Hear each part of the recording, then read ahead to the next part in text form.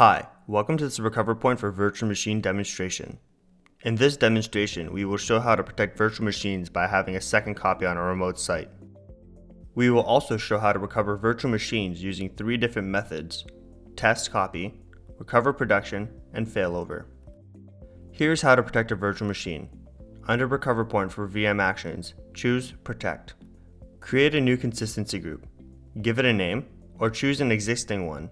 Configure journal size for this local copy, and then select Local Data Store. Give a name to the copy, and choose the target location. Choose the journal size for the copy. Select the target data store, and define the required RPO. In this case, the VM will be protected every 5 minutes. Select destination cluster or host. Select data store for that copy. Select on which VLAN this VM will be connected at a remote site when powered on. Review and click on Protect. At this point, the virtual machine is being copied to the remote site. Once completed, RecoverPoint will initialize the replication process. Wait until completed. Here we see the VM running at the main site A, and a copy at the remote site B. Now let's recover a copy of that virtual machine for testing purposes. This has no impact on the production virtual machine.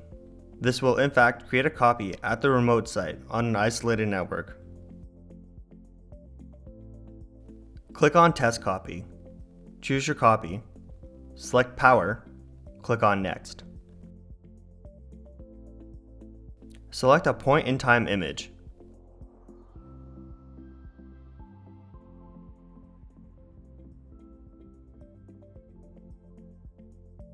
Click Next.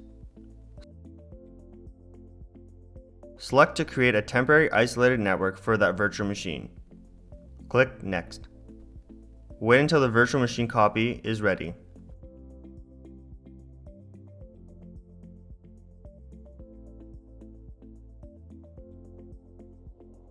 Here we can see the copy of that virtual machine at the remote site, connected on an isolated network.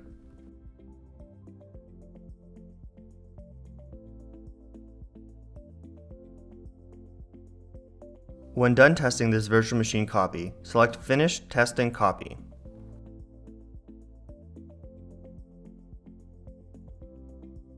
The test VM will be destroyed.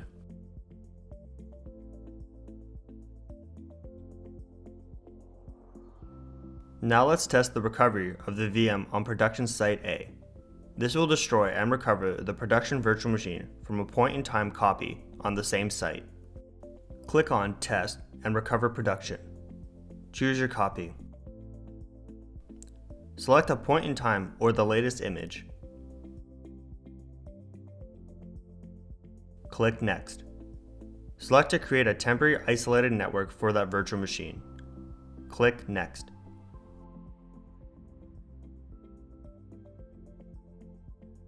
Wait until the virtual machine copy is ready. At this point here, the copy of the virtual machine is made available at the secondary site B and connected to an isolated network. This is useful if you want to verify the integrity of that virtual machine image just before putting it back in production and overriding the current one. When ready, click on Recover Production. As you can see here, the production VM is getting shut down and deleted, then replaced by a point-in-time copy on production site A.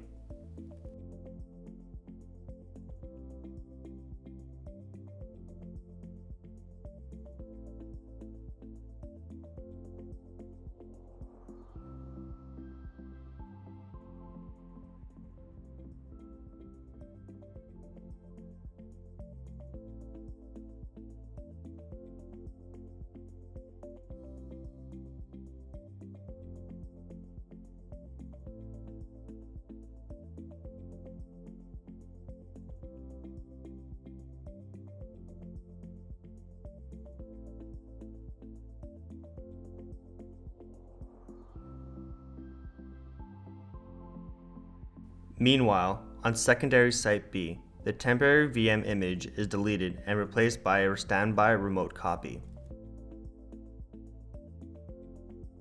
Now let's demonstrate a virtual machine failover from site A to site B. This will destroy a production virtual machine on site A and recover that same virtual machine on the site B from a point-in-time copy. Click on Test and Failover. Choose your copy. Select a point in time or the latest image.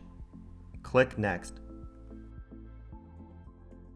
Select to create a temporary isolated network for that virtual machine.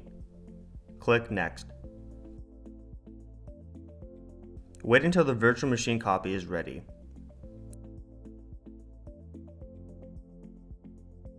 At this point here, the copy of the virtual machine is made available at the secondary site B and is connected to an isolated network. When ready, click on Failover. As you can see here, the production virtual machine is getting shut down and deleted on site A. A point-in-time copy of the VM is then started on the secondary site B.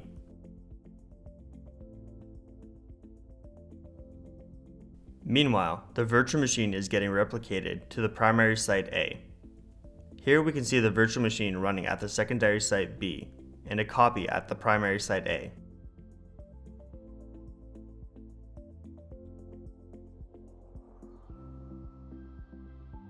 Thank you for watching. For more information, please contact us.